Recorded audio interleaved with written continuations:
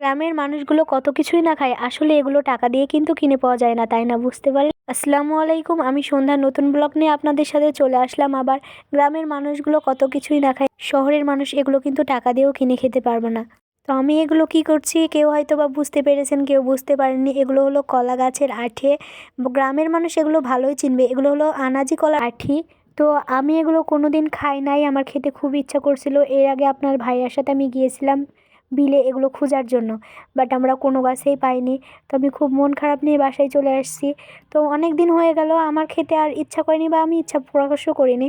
হঠাৎ করে আমার রান্না বাড়া কিন্তু হয়ে গেছে। বিকালে আপনাদের ভাইয়া দেখছি বিল থেকে এগুলো নিয়ে আসছে। আমি খুবই খুশি হয়েছি, ও আমাকে সারপ্রাইজ দিয়েছে। বলছে এই দেখো তোমার জন্য আমি নিয়ে এসেছি। একটা ভালো কলার গাছের কেটে নিয়ে চলে এসেছে। আমাদেরই নদীর ধারে একটা কলার গাছ আছে।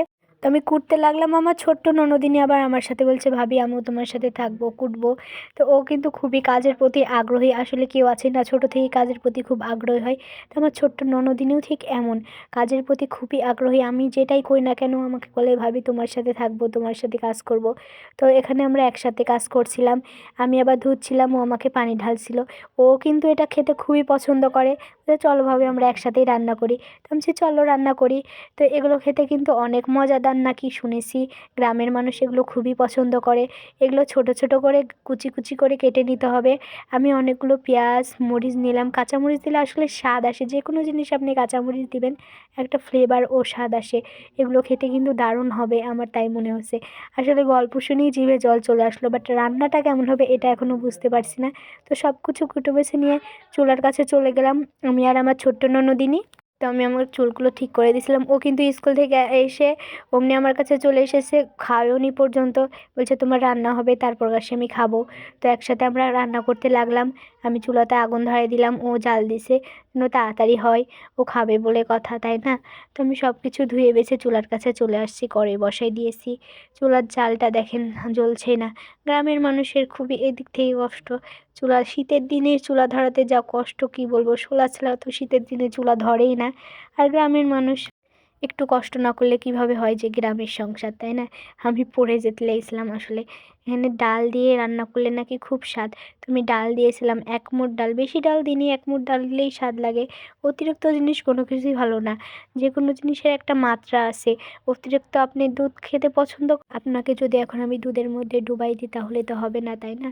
যে কোনো জিনিসের একটা মাত্রা আছে, যে কোনো জিনিসের একটা স্বাদ আছে। তো অল্প করে আমি ডাল দিয়েছিলাম, আসলে যতটুকু পরিমাণে ততটুকুই ডাল দিয়েছিলাম।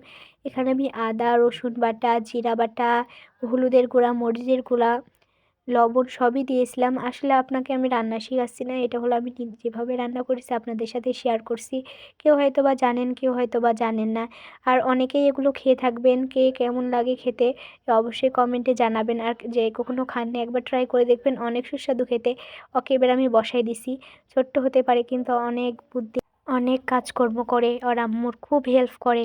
এরকম একটা মেয়ে থাকা প্রত্যেকটা বাসায় ভালো, ভদ্র মেয়ে থাকে। আমার 3টা ননদিনই খুব ভালো, খুব ভালো। আমার সাথে একসাথে থাকে, আমার সাথে কাজকর্মে সাহায্য করে। আসলে আমি ওদেরকে ভালোবাসি বলেই তো ওরা আমাকে ভালোবাসে, তাই না? তো আমরা দুজনেই রান্না করতে লাগলাম একসাথে। এগুলো এড়ে গেছে অনেকটা, এগুলো এড়ে যায় অনেকগুলো। আমি বেশি নিই নাই, যেহেতু আমার রান্না হয়ে গেছে। সকালে আমি রান্না করেছি একদম দুপুরের মনে, তার জন্য আমি অল্প করে নিয়েছি। তো এগুলো আমার হয়ে গেছে, এবার তেলে দিতে হবে। কে কীভাবে খান জানি না, বাট এভাবে রান্না করলে নাকি খুব স্বাদ ডাল দিয়ে। তো আমি ডাল দিয়ে রান্না করেছি। এগুলো কিন্তু চিংড়ি মাছ দিয়েও রান্না করা যায়। চিংড়ি মাছ দিয়ে রান্না করলেও নাকি অনেক সুস্বাদু, কিন্তু আমার বাসায় তো এখন চিংড়ি মাছ ছিল না, তার জন্য আমি ডালটাই ব্যবহার করেছি।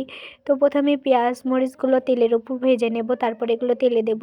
এগুলোতে কিন্তু আমি যে কোনো জিনিস ঢেলে তেলে দিলে কিন্তু আমি জিরাটা দিই।